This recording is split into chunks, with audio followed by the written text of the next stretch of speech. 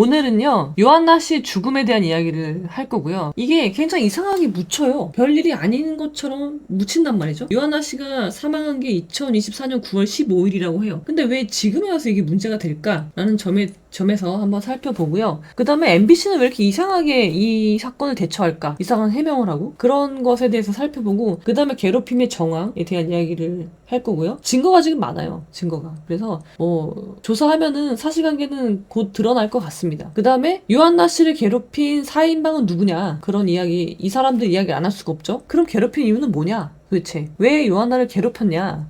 이유. 그 다음에 또 우리가 지금 이야기되고 있는 사람이 누구예요? 장성규 씨? 장성규 씨가 나와서 처음엔 뭐지? 하고 봤는데 장성규 씨가 괴롭힘을 방관했다는 그런 의혹을 받고 있고요. 그 다음에 일주어토라는 사람이 있는데 이 사람은 또 왜 나오지? 주변 인물들을 좀 살펴보고 이것의 문제점, 구조적인 문제가 있다고 저는 보거든요. 개인적인 일탈도 있지만 구조적인 문제가 있다라고 생각을 해요. 그런 이야기를 전반적으로 나눠볼 거고요. 제가 아변 브리핑을 통해서 여러분들에게 말씀드리고 싶은 거는요. 나한테도 이런 일이 일어날 수 있다는 거예요. 항상. 나는 이런 일이 일어나지 않아요? 내가 가해자가 될 수도 있고 내가 피해자가 될 수도 있어요. 그랬을 때 나는 어떻게 대처해야 되느냐, 그것이 항상 결론이죠. 그래서 여기에 다양한 인물들이 나오는데 여러분이 만약에 내가 저 사람이라면 나는 어떻게 해야 됐을까, 그 생각을 하시고 보면 좋겠습니다. 누구를 욕하고 누구를 비방하는 그런 목적은 아니에요. 일단 요한나 씨에 대해서 우리가 어떤 분인지 잘 모르니까 보면요, 아이돌 연습생 출신이시래요. 그러니까 끼가 좀 많으신 것 같아요. 그리고 이제 미모도 되시겠죠? 미모도 있고 끼도 원래 있는 분인 것 같고요. 2019년 춘향 선발대에서 수구로 당선이 됐다고 합니다. 그리고 2021년에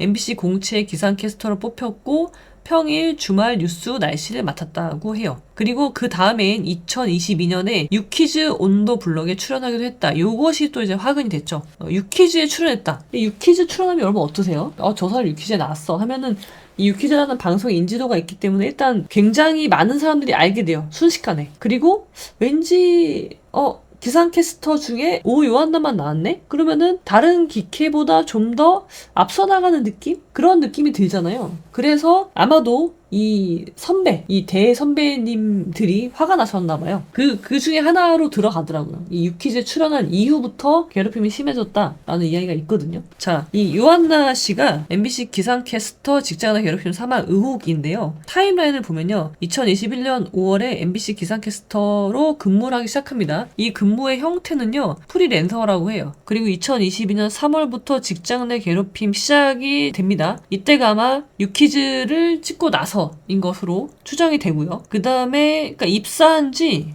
21년 5월에 입사했으니까 10개월 만에 이제 괴롭힘을 당하기 시작을 하는 거예요. 그리고 지난해 9월, 그러니까 2024년 9월 15일 날 원고지 17장 분량의 유서를 작성한 후 사망했습니다. 2024년 12월 23일 날 유족들이 손해배상 청구 소송을 제기합니다. 선배라는 기캐 4명 중에 한 명에 대해서만 유족들이 민사상 손해배상 소송을 제기합니다. 근데 그때까지도 몰랐어요. 우리 몰랐어. 무슨 일이 일어나고 있는지 몰랐단 말이에요. 그런데 4개월 만에, 그러니까 사망하고 나서 4개월 만인 2025년 1월 27일입니다. 이때 어떻게 되냐면 원고지 17장 분량의 유서가 보도가 돼요. 왜? 휴대전화 비밀번호가 풀리면서 뒤늦게 발견이 되는 거예요. 이분이 휴대전화에 저장된 거예요. 이 유서가. 휴대폰으로 쓴 거죠. 근데 그것의 양이 원고지 17장 분량이 된 거였는데 부모님도 몰랐던 거예요. 부모님도 유서를 발견을 못한 거죠. 왜냐면 휴대폰에 락이 걸려 있으니까. 근데 그 락을 푼 시점이 사망하고 4개월 후인 거죠. 그래서 이제 이것이 수면 위로 올라오게 됐다는 거예요. 근데 어머니가 사망한 딸의 휴대폰을 풀게 된 계기가 되게 마음이 아프던데, 이것 때문이라는 거예요. 딸이 죽기 전 20만 원을 빌려달라고 한 적이 있대요. 엄마한테. 딸이.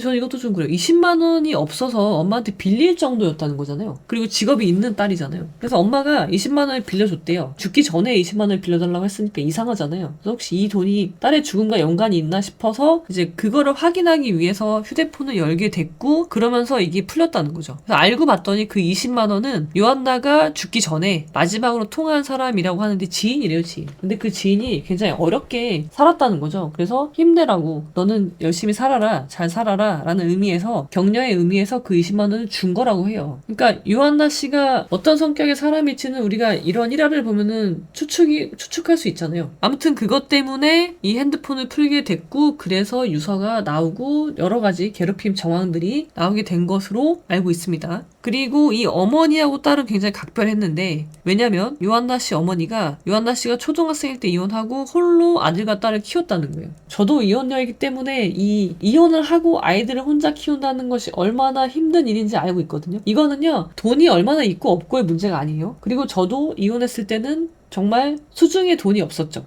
자산이 없었죠. 월급은 있었지만 자산이 전혀 없는 상황이었기 때문에 그 괴로움을 아는데, 그렇게 해서 잘 키웠어. 안 해본 일이 없다고 하시더라고요, 요한나 씨 어머니가. 그렇게 해서 딸을 잘 키웠고 또 예쁘게 잘 키워서 이제 번듯한 직장에 취직까지 됐어. 인터넷에 떠돌던데 요한나 씨가 MBC 기상캐스터에 합격했다고 하면서 엄마랑 이렇게 껴안는 그 장면이 있어요. 근데 그거 정말 슬프더라고요. 그거는 정말 저도 제대로 보기 어려운, 왜냐면 그렇게 좋아했던 그곳에서 결국은 사망이 됐기 때문에 굉장히 어머니로서는 굉장히 한스러운 순간인 거죠, 나중에 봤을 때. 자, 이렇게 해서 이제 세상에 그 요한나 씨의 유서가 드러나게 됐습니다. 근데 이 요한나 씨가 죽었을 때요, 사망하고 나서 어머니는 이제 아무것도 모르는 상태에서 이 A씨라는 선배죠, 지금은 괴롭힌 사람 중에 한 명으로 추정되는 그 사람한테 이제 전화를 한 거예요. 우리 딸이 죽었다. 출근 못한다는 거죠. 출근 못한다고 하면서 갑자기 사망했다, 딸이. 국장에게 말씀드려야 할 것 같다. 그래서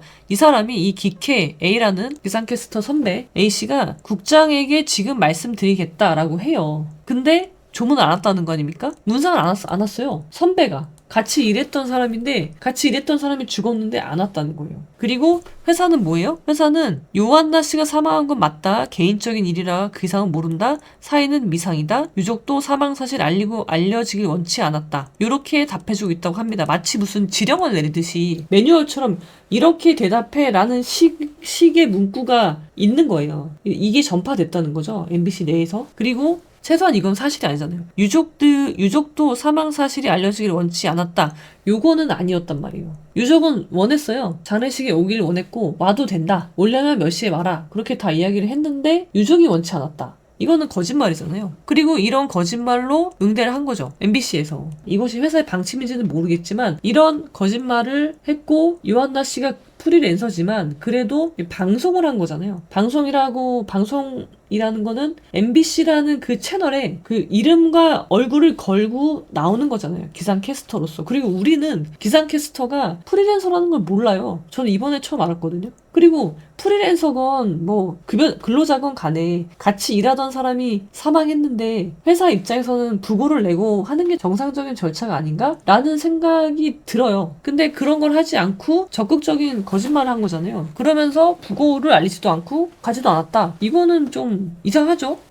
딸이 믿고 있다는 선배인데 전혀 몰랐다. 이따 찾아가겠다 하더니 장례식에 안 왔습니다. 이 A씨라는 사람은 그 4인방 중에 한 명인데, 제가 이따 가겠습니다 라고 했는데 결국 장례식장에 오지 않았다는 거예요. 놀랍지 않아요? 이거는 인간에 대한 기본적인 예의가 없지 않나? 라는 생각이 들었어요. 친하든 친하지 않든 간에. 같은 공간에서 일했다면, 그 팀이라면 최소한 싫어도 가지 않나요? 내가 평소에 저 사람을 싫어했어, 그래도 가지 않아요? 친분이 없었어, 그래도. 그것이 우리가 상을 당했을 때 예의 아닌가요? 상례. 근데 가지 않았답니다. 가겠다고 해놓고도 안 왔다는 거죠. 자, 그래서 MBC에서 사내 부고도 없었던 이유가 무엇이냐? 그래서 진실이 조금씩 밝혀지는 중에 있는 거죠. 자, 그렇습니다. 그래서 이제 이것이 지난달 1월 27일인가요? 그때부터 이제 언론에 보도가 되면서 관심을 받고 있는데, 이것에 대해서 이제 MBC가 해명을 해야 되게 된 거죠. 설명을 해줘야 되는 거예요. 왜 이런 일이 발생했는지, 왜 MBC에서는 부고조차 내지 않았는지. 프리랜서라고 사내 부고를 안 하나? 이분이 다른 프리랜서랑 좀 다르지 않나요? 왜냐면 방송이라는 걸 같이 했잖아요. 방송을 하면서 얼굴이 알려지고 MBC의 기상캐스터라는, 그러니까 대중한테 이미 이렇게 인지가 되어 있는 상황인데 그런 경우에도 부고를 하지 않는다? 프리랜서니까? 그거는 좀 이해가 되지 않습니다. 근데 MBC가 이것에 대해서 뭐라고 해명을 했냐면 좀 놀랍죠?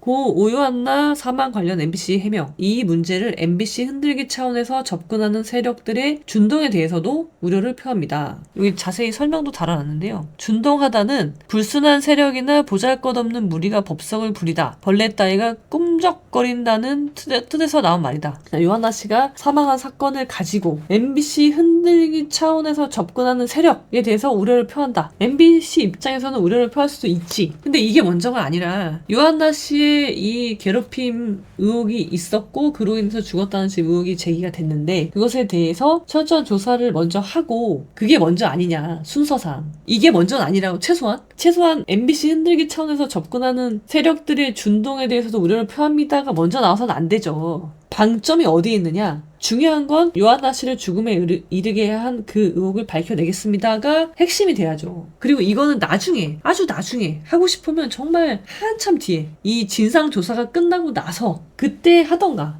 조그맣게 이렇게 크게 이걸 빵 터트려버리면 그렇지 않아도 요한나 씨가 죽고 나서 사내 부고도 안 내, 장례식도 제대로 공지가 안 됐어. 기상캐스터 그 팀에서는 이런 의혹이 있어. 그런데 MBC는 도대체 뭘 한 거야 사측으로서. 그런 의혹이 제기돼서 그 의혹을 받는 사람의 일부인데 이렇게 해버리면 사람들은 더 의심하죠. 야 이거 뭔가 있다. 야 이거 MBC 뭔가 있는 것 같아. 그렇게 갈 수밖에 없잖아요. 여러분 제가 말씀드리고 싶은 건요.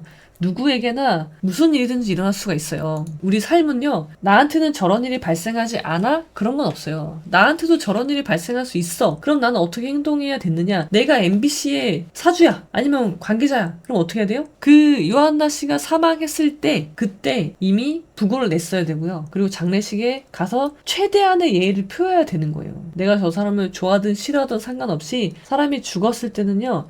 그것이 두루두루 통하는 상례예요. 천하에 두루두루 통하는 상례. 그게 살이란 말이에요. 살이 분별이 있어야 된다고 말씀드리잖아요. 그게 살이란 말이에요. 이런 의혹이 제기됐잖아요. 그럼 그때는 철저한 진상조사 하겠습니다. 하는 거예요. 근데 지금 MBC는 이미 요한나 씨가 사망한 때로부터 이미 제대로 처신을 못하고 있다. 제대로 조치를 못하고 있죠. 지금 MBC가 이렇게 이야기하는 건 아마도 우리나라의 법치주의 근간을 흔드는 우리나라 사회를 공산주의로 만들려는 일부 세력들과 대치 중이라는 점을 굉장히 중요하게 생각하고 그렇기 때문에 한치의 흔들림도 있어서는 안 된다라고 생각하는 것 같은데 그런 생각이었으면 이거를 요한나 씨가 사망했을 때 진즉에 MBC가 해야 될 일을 했다면 지금 와서 이런 준동하는 세력이라든지 이런 일을 당하지 않을 거 아니에요. 그러니까 그때 못한 것이 계속해서 커지는 거예요. 그러니까 호미로 막을 것을 가래로 막으면 안 돼요. 제가 항상 하는 말이 있어요. 호미로 막을 걸 가래로 막지 마라. 가래로도 못 막게 생겼죠 지금. 그래놓고 의심한다고 뭐라고 하면 안 되는 거예요. 내가 그때 이걸 했었어야지. 지금이라도 해야지. 지금이라도. 이미 여러 차례 타이밍을 놓쳤죠. 인생은 여러분 타이밍입니다. 타이밍인데 타이밍을 놓치면 인생이 힘들어집니다. MBC에서는요. 이제 하는 말이 괴롭힘 신고가 없었다고 하는 거예요. 몰랐다 우리는. 이런 일이 있는지 몰랐다 라고 하는데 요한나 씨의 기록에 보면 MBC 직원에게 괴롭힘에 대해서 이야기를 했다. 녹취록도 있다. 지금 이런 이야기가 나오고 있죠. 그래서 요한나 씨가 사망한 때로부터 지금까지 계속해서 뭐랄까 놓치고 있다고 해야 되나? 제대로 대처를 못하고 있다. 그러면서 메꿔야 될 구멍을 점점 더 키우고 있다. 근데 이러시면 안 돼요. 여러분들이 나도 이런 일이 생길 수 있는데 이렇게 대처하시면 안 됩니다. 그렇게 해서 어떤 괴롭힘을 당했나 한번 살펴보면요. 대표적인 게 단톡방이죠. 요한나 씨를 뺀 단톡방을 만든 거예요. 기상캐스터 단톡방이 있는데 거기에서 요한나 씨랑 요한나 씨 동기 2명만 빼고 선배들로 구성된 단톡방을 만들었다는 거예요. 근데 이 단톡방이 이제 공개가 됐는데 또라이 상대해줬더니 술 냄새 났다. 잘 씻지도 않고 지저분하다. 더글러리 연진이는 방송이라도 잘하지. 못해서 잘리는데 왜 자존감이 높지? 뭐 그런 이야기를 하는데요. 여러분 연진이는 뭐예요? 연진이는 가해자였죠. 가해자. 근데 지금 이 괴롭힘의 가해자라고 추정되는 사람들이 오히려 피해자인 요한나 씨를 연진이랑 비교하잖아요. 이 사람들은 왜 그럴까요? 자기들이 피해자라고 보는 거예요. 그리고 이게 녹취록에 나왔는데요. 쟤네 쌍으로 미쳤다. 그 후배 2명을 말하는 거겠죠. 요한나 씨 포함해서. 선배님 저희 단톡방 나가시죠. 자기들끼리도 이제 그 고참이 있고 하니까 진짜로 도른 듯 걔가 또라이 짓 태도 이거 또라이 짓 도른 듯 쌍으로 미쳤다 이런 거 있죠. 이런 거는요 모욕이 될 수도 있다고 봐요. 저는 이게 직장 내 괴롭힘은 너무 약해요. 그거는 형사 처벌을 받지 않는단 말이에요. 그러니까 직장 내 괴롭힘이 아니라 형사로 가야지 형사 처벌이 가능하거든요. 그래서 그렇게 봐야 될 것 같고요. 함부로 무리 지으면 저렇게 되는 거고요. 특히 단톡방에서 남의 뒷담화 까는 거 여러분 그거 다 죄가 됩니다. 하지 마세요. 제일 많이 걸려오는 게 저거예요. 저 혼자서는 못하는 짓을 나쁜 놈이 2명 있으면은 한단 말이에요. 나 혼자서는 무서워서 못하는데 제가 같이 하니까 쉽게 할 수 있단 말이에요. 이거 해도 되나 보다. 이 정도 해도 되나? 라는 거. 그리고 쟤를 믿고 쟤를 어떻게 믿어요? 이 단톡방도요. 요한나 씨가 들어있지 않은데 지금 요한나 씨가 이걸 입수하게 된 거예요. 이걸 어떻게 입수하게 됐을까? 그것도 이제 조사해서 밝혀져야 되겠지만 요한나 씨가 어떤 의미로 어떤 루트를 통해서 이거를 입수하게 됩니다. 그래서 문제가 된 거예요. 알게 된 거죠. 아까는 단톡방이잖아요? 근데 지금 단톡방만 있는 게 아니에요. 요한나 씨의 자필 일기도 있고요. 자필 일기에 보면은 억까 미쳤다. 이 실명이 나오는 거죠. 누구누구는 말투가 너무 폭력적이다. 4시부터 일어나서 10시 45분 특보까지 마쳤다. 그 와중에 억까, 진짜 열받음 이런 것들. 여기 다 지금 실명이 거론됐잖아요. 이 사람들 이제 조사가 들어가야 되겠죠. 기상캐스터 선배라고 알려져 있는데 이런 거. 근데 보세요 여러분. 이게 유한나 씨가 만약에 스스로 극단적인 선택을 하지 않았다면 이게 증거 능력이 얼마나 있을까요? 일기잖아요. 아마도 그 가해자들은요. 이것은 그냥 자기가 쓴 일기니까 자작극이야 라고 할 수도 있어요. 그러니까 유한나 씨가 죽음을 선택할 수밖에 없었던 것이 이렇게 하지 않으면 내 말을 믿어주지 않는 거예요. 그리고 요한나 씨는 이미 여러 차례 다른 사람들한테 이야기를 했다고 해요. MBC에. MBC 직원이죠. 그럼에도 이것이 개선되지 않았고 오히려 더 심해진 거죠. 그러니까 돌파구를 찾지 못한 거예요. 그리고 여러분 이건 현실입니다. 직장 내 괴롭힘이나 어떤 조직에서의 집단적인 괴롭힘이 있을 때 그 행위를 하나하나 놓고 보면은 별게 아닐 수도 있어요. 근데 그것이 그 조직이라는 특수한 상황 안에서 한 사람에게만 계속적으로 이루어진다면 그것이 얼마나 가혹한 일인지에 대해서 우리가 인식을 바꾸지 않으면 이런 일은 개선될 수 없다는 거예요. 그리고 또 나온 게 뭐예요? 이런 것도 나왔대요. MBC 관계자 4명에게 피해를 호소하는 녹취도 있답니다. 지금 다 나왔어요. 다 갖고 있대요. 요한나 씨가. 이거 까면은 MBC는 우리 몰랐는데요? 라고 말했으면 안 되죠. 어떤 일이 있었는지 모르는데 자기 변명을 막 해대면 나중에 그것과 배치되는 증거가 나오면 어떻게 해요? 그래서 여러분 형사 사건은요. 간을 먼저 봐야 돼요. 간을. 아무 말이나 막 지르면 안 된다고요. 그리고 상대가 갖고 있는 증거가 뭐냐? 증거부터 파악을 해야 돼요. 녹취가 있을 것 같아. 카톡이 있을 수도 있어. 그러면은 내가 그럼 저 사람이랑 나눴던 카톡이 뭐지? 뭐가 녹음이 되어 있을까? 녹취가 있을까? 예측해야 돼요. 그리고 그것에 반하는 말을 하면 안 되는 거예요. 아시겠습니까? 이게 누구를 도와준다, 만들어준다 그 얘기가 아니라 누구라도 이런 일을 겪으면요. 전문 용어로 이렇게 말하죠. 뭘 해야 된다? 이걸 해야 된단 말이에요.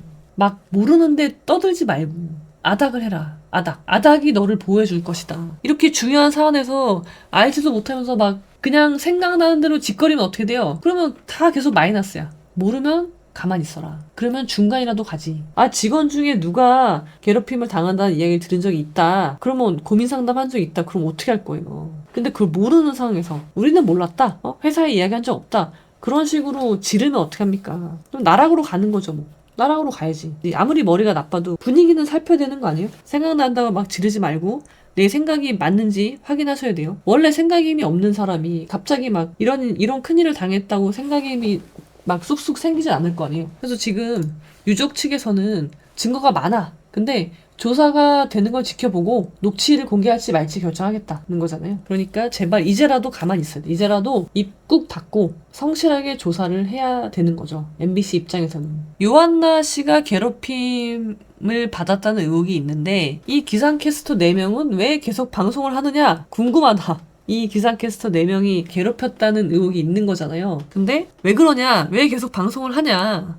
이거죠. 자, 가해 의혹을 받고 있는 4명의 기상캐스터들은 대부분 방송을 강행하고 있습니다. 강행이라고 해요. 강행. 최근 방송한 MBC 뉴스투데이에서는 박하명 기상캐스터가 기상 정보를 전했습니다. 근데 댓글을 막아놨다 하더라고요. 박하명 외에 최아리, 이현승, 김가영 등 가해 의혹을 받고 있는 4명 모두 방송을 계속하고 있습니다. 자, 이분들이 왜 이러는지 한번 볼게요. 자, 먼저 김가영이라는 분은요. 이분은 최근 온라인 커뮤니티 등에 따르면 김가영은 과거 직장 내 괴롭힘을 방지하기 위한 홍보 영상에 출연한 바 있답니다. 아이러니하죠? 모르겠어요. 지금 김가영이나 이런 사람들이 어떻게 가해 행위를 했고 누가 어떻게 했고 누가 주도적으로 했고 누가 방조했는지는 몰라요. 그건 조사의 대상이에요. 근데 이름이 나오는 사람 중에 하나죠. 근데 이분이 주도적인 역할을 했건 뭐 방조를 했건 방관을 했건 간에 아무튼 이 사람이 직장 내 괴롭힘 방지하기 위한 홍보 영상에 출연했다는 거예요. 이 사람들은요, 요한나가 우리를 괴롭히는 거예요. 그러니까 내가 피해자라는 인식을 갖고 있기 때문에 요한나가 가해자예요. 이 사람들 머리 구조 속에는 요한나가 가해자야. 우리가 피해자니까 직장 내 괴롭힘을 방지하기 위한 홍보 영상에 나온 것이 아무런 배치가 되지 않아요. 방송가에서 퇴출 수순을 밟고 있다. 굿모닝 FMTA에서는 자진하차했답니다. 파주 홍보대사에서는 해촉됐고요. 파주는 이제 지방자치단체니까 거기서는 뭐 해촉을 한 것 같고요. FM 라디오에서는 자진하차했고요. 근데 다른 거에서는 자진하차하지 않는 거죠. 이분이 여기 나오신다는데요. SBS 골대녀에도 계속 출연할 전망이다. 자진하차하지 않겠다는 거는 심리를 한번 분석해 볼까요? 왜 그럴까요? 이유가 뭘까? 제가 볼 때는 이것에 대해서 죄책감이 없습니다. 요한나 씨의 죽음에 대해서 나는 상관없다는 거죠. 나는 괴롭히지 않았어. 그러니까 내가 왜 이걸 그만둬? 라는 인식이 있으니까 그만두지 않는 거예요. 사람이 짐승과 다른 건요, 부끄러움이에요. 사람으로서 부끄러움이 없으면 못할 짓이 없다. 그래서 하차하지 않는 것이다. 라고 생각을 합니다. 그리고요, 이런 분도 있네요. 박하명이라는 분은요, 직장 내 괴롭힘 가해 의혹 속에서도 날씨 방송을 진행 중이다. 일부 누리꾼들이 비판을 쏟아내자 박하명은 자신의 SNS 댓글 달기 기능을 막아둔 상태입니다. 그리고서 9월 22일입니다. 2024년 9월 22일 날 박하명이라는 사람이 쓴 SNS인 것 같은데요. 이게 또 회자되고 있죠. 자, 2024년 9월 15일 날 요한나 씨가 사망했고요. 이 글을 쓴 거는 9월 20일이니까 사망하고 나서 5일 뒤에 쓴 글입니다. 자, 일이 끝나고 차에 타면 와르르 무너진다. 지하 주차장은 작은 내 차 안. 내가 가장 많이 우는 곳이다. 이젠 마음이 어디까지 얼마나 힘든지도 모르겠다. 나를 비웃기라도 하듯 세상은 또 다른 폭탄을 보낸다. 이 폭탄이 뭘까? 이제 그만 힘내고 싶다. 이겨내고 힘내고 회복하고 넘어가지 않아도 그냥 평안하고 싶은데 나 착한 것 같고 착하게 사는 것 같은데 전생에 내가 뭘 크게 잘못한 걸까? 나 착한 것 같고 착하게 사는 것 같은데 여러분 어떠세요? 박하명 씨의 잘못이 어느 정도 있는지는 모르겠어요. 그런데 내가 착하다. 나는 착해. 이 말은 또 어디에 기원이 있는 거예요? 계속 이거예요. 여기서 떠나지 못해요. 내가 피해자야. 내가 요한나 때문에 얼마나 힘들었는지 알아? 여기에서 벗어나지 못하는 거죠, 이 사람은. 후배들이 저렇게 깽판을 치는데 미치고 또라이인 후배들이 있음에도 불구하고 내가 그 뒤쳐닥거리를 해주고 있으니까 내가 착한 거죠. 이렇게 되면은 여러분 큰일 납니다. 큰일 나. 아니 아무리 생각임이 없어도요. 지금 되게 중대한 일이 발생했어. 그러면은 제가 뭐라고 했어요? 어떻게 하라고요? 사람이 죽는 건 중대한 일이죠. 그리고 같이 일하던 사람이야. 근데 우리가 단톡방에서 욕을 한 건 알고 있어야죠. 또라이 미쳤다. 도른 듯? 이건 욕설을 하는 거잖아요. 그게 욕이라는 것도 모르진 않았을 거 아니에요. 가혹행위를 떠나서. 아무튼 단톡방에서 얘를 욕한 건 맞잖아요. 그러면은 정신을 차려야죠. 지금 내가 단톡방에서 얘를 지금 갈궜는데 얘가 죽었단 말이야? 그러면은 어떻게 하라고 했어요 제가? 아닥하라고 했잖아요. 죽고 5일 만에. 한참 지나지도 않았어. 죽기 전도 아니야. 죽고 5일 뒤에 이런 글을 올린다? 그런 후배가 들어와서 날 왜 이렇게 힘들게 하는 거야? 라는 식으로 이해가 될 수 있는 충분히 그런 소지가 있는 이런 글을 올리면 어떡하란 말이에요. 지금 이거 계속 회자되잖아요. 나 착한 거 같고 착하게 사는 거 같은데 이러면 타겟이 되잖아요. 이 정도의 인지 능력도 없으면 기상캐스터 하기 어렵지 않나요? 안 됩니다. 그러시면 안 돼요. 그러니까 지금 법적인 문제를 떠나서 어차피 이분들은요. 기상캐스터이기도 하지만 준 연예인 같은 그러면 자기 이미지 관리를 해야죠. 이미지. 보여지는 이미지가 굉장히 중요하고 그걸 먹고 사는 사람들인데 이런 말은 쓰면 안 되는 거죠. 법적인 책임은 지금 중요하지 않아요. 제가 볼 때 이 사람들은. 언제나 법적인 책임으로 사람의 인생이 골러가는 게 아니라 이런 일들 있죠. 살이 맞지 않게 처신하는 거. 이런 것들로 사람들의 입에 오르내리기 시작하면 공인으로서는 힘들어지는 거죠. 근데 이거는 자승자박이죠. 본인들이 저지른 거잖아요. 자승자박. 그러니까 우리는요. 어떤 잘못을 해도요. 누구에게나 기회는 있어요. 만회할 기회는 누구에게나 있단 말이에요. 그게 인생이에요. 근데 만회할 기회를 스스로 놓치는 거죠. 죽고 나서도 그 기회를 잡지 못해. 그럼 이제 대략 난감한 거죠. 그리고 이런 글을 보면은 그 유가족들은 얼마나 열이 받겠어요? 유가족을 분노하게 만드는 거야. 유가족이 그렇지 않아도 내 사랑하는 딸이 젊은 나이에 그런 직장 내 괴롭힘으로 인해서 죽음이라는 걸 선택하게 됐어. 그것만으로도 통탄할 일인데 거기다 기름을 붓고 있잖아요. 와서 사과하지는 못할 망정. 그래서 누리꾼들은 가해 의혹을 받고 있는 이들의 방송을 계속 내보내는 것에 대해 비난의 목소리를 내고 있다. 다만 한 매체의 보도에 따르면 현재 진상조사위원회 조사가 진행 중인 만큼 본인들의 업무를 계속하겠다는 의지가 있어 MBC 내에서도 섣불리 이들의 출연을 정지하지 못하고 있다는 후문입니다. MBC 입장에서도 얘네들을 안 나오면 좋겠는데 우리도 얘네들이 계속 나온다는 거야. 계약 관계가 있으니까 이거 못 나오게 하기가 어렵다. 아직은 조사 결과가 나오지 않았으니까 뭐 그렇다는 이야기인데 저는 그렇게 생각해요. 만약에 저의 의뢰인이 이런 상황이야. 그러면은 저는요 법적으로 따져보자 하기 전에 당연히 지금이라도 내가 한 짓에 대해서 어머니 찾아가서 말씀드리고 사과하고요. 자중하겠다. 그리고 내가 이런 논란에 휩싸인 것만으로도 죄송하다고 말을 하고요. 대중들한테. 그리고 자중하는 모습을 보여주겠습니다. 그게 더 오래가는 거예요.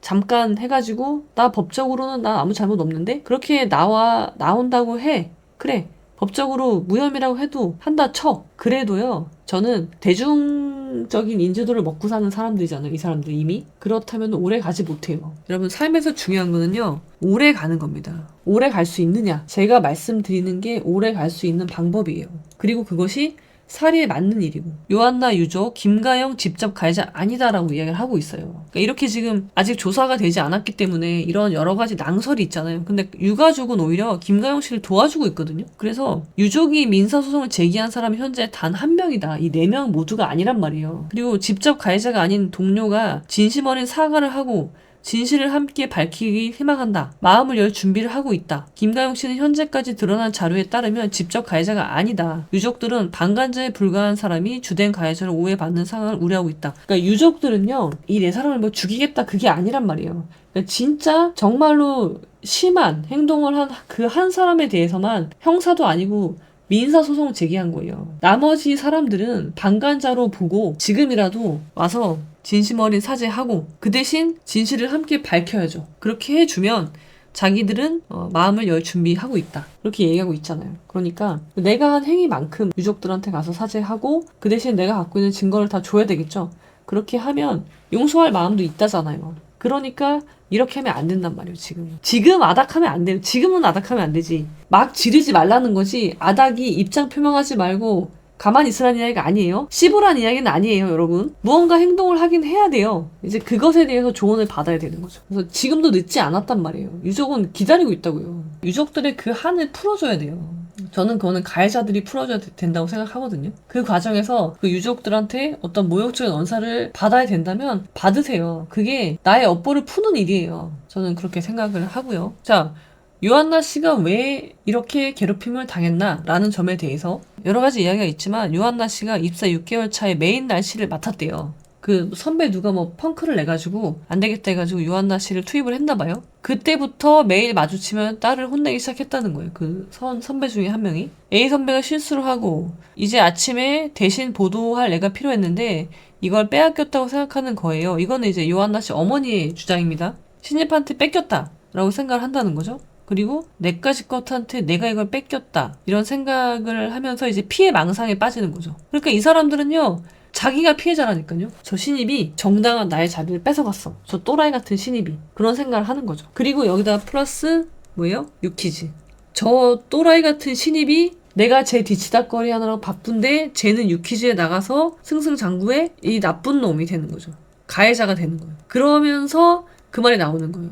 연진이는 일기예보라도 잘하지 라는 말이 자연스럽게 이제 연결이 되는 거죠. 이해되시죠, 여러분? 이 구조는? 그리고 지금 여기에 또 등장하는 주변 인물 누구예요? 이 4명 말고 지금 이분 있죠? 장성규 씨는요 이 괴롭힘을 알고도 방조했다고 이름이 거론되는 사람이에요. 그래서 SNS에 비난 댓글이 들끓고 있죠. 이분이 드디어 첫 해명을 냈습니다. 근데 이분이 저는 되게 잘못 처신하고 있다고 보는데 가세연 커뮤니티에다가 글을 올렸나봐요. 자, 이거예요, 이거. 자, 보세요, 여러분. 지금 장성규 씨가 요한나 씨를 죽음에 이르게 한 사람 중에 하나다. 요한나 씨가 장성규 씨한테 이렇게 뭐 하소연을 했는데 선배들의 이런 괴롭힘에 대해서 이야기를 했는데 그것에 대해서 김가영 씨한테 가서 전달하는 뭐 그런 말도 안 돼.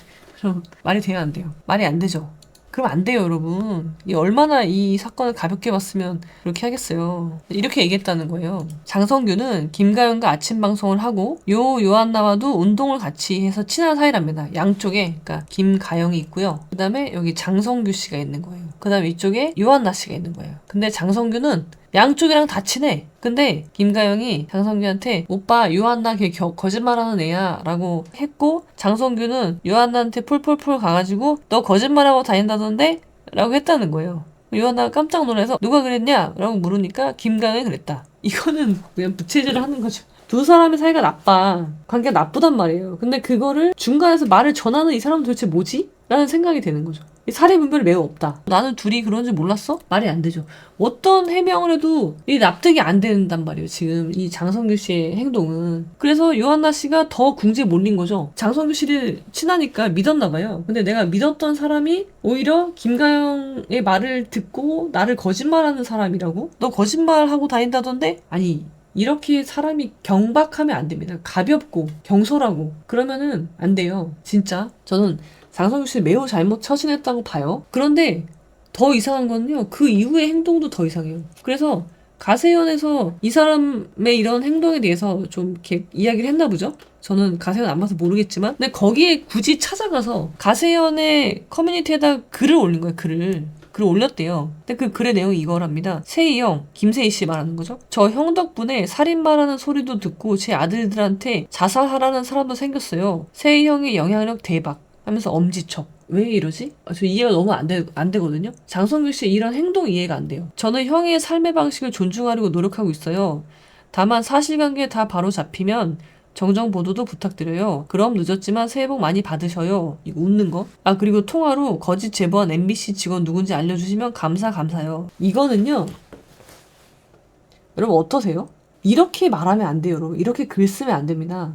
지금 이 사태가 굉장히 엄중하거든요. 장성규 씨는요, 물론 잘못 처신한 건 있어요. 둘 사이에서. 김가영 씨하고 요한나 씨 사이에서 말을 전달하는 경박한 행동을 한 건 맞아요. 그런데 그렇다고 해서 나의 가족에게 대해서 그런 악플이 달리는 것은 굉장히 중대한 상황이죠. 근데 내가 이것을 스스로 또 장난스럽게 만들어버렸어요. 장성규 씨의 가족들이 이 일로 인해서 이런 협박을 당해서는 안 되는 거죠. 그건 옳지 않잖아요. 그러면은 장성규 씨는 이 부분에 대해서 분노해야 되는 게 맞고 그 분노를 표출해야 되는 게 맞는데, 이건 뭐예요? 이건 장난이잖아요. 웃고 뭐 엄지척 날리고 새해 복 많이 받으셔요. 이거는 뭐죠? 도대체? 이런 식으로 항의하면 안 돼요. 저는 이거는 스스로가 당하는 그 고통을 굉장히 격화시켜 버렸어요. 이거 진짜 안 됩니다. 여러분, 변호사의 도움을 받으십시오. 제가 이거 써드리거든요. 항의하고 싶으면 정말 글을 남기고 싶어 그러면은 써드려요. 이혼할 때도요, 상대방 배우자한테 정말 말을 하고 싶으신 분들이 있잖아요. 그러면은 제가 절대 보내지 말라고 하고요. 정말 보내고 싶으면 저한테 보내라고 해요. 그리고 제가 그거 수정해드려요. 되게 품위 있게, 격식 있게 하고 싶은 말을 할 줄 알아야 되는데, 이거는요, 말도 안 되는 거, 말도 안 돼. 오히려 스스로를 비난하고 있어요. 스스로를 조롱거리로 만들고 있단 말이에요. 자기 가족들도. 이렇게 글 쓰시면 안 됩니다, 여러분. 진짜 안 돼요. 이렇게 자꾸 댓글을 남기니까 또 댓글로 질문이 와. 고인의 장례식을 몰랐다는 게 사실이냐? 몰랐대요. 답변하지 않으셔야 된다고 저는 봐요. MBC 직원 알아서 뭐 할 거냐? 소주 한잔 하면서 풀 거다. 아니, 이게 소주 한잔 하면서 풀 일은 아니죠. 이게 정말 거짓 제보라면. 이런 말 왜 다는 거예요? 왜 이 댓글을. 형 욕먹는 건 김세희 때문이 아니고 기상캐스터 단체 채팅방에 이름이 거론됐기 때문이다. 따지려면 그쪽이 따져야 한다. 라고 질문하니까 거기에는 그쪽도 이미 다 따졌다. 걱정 고맙다.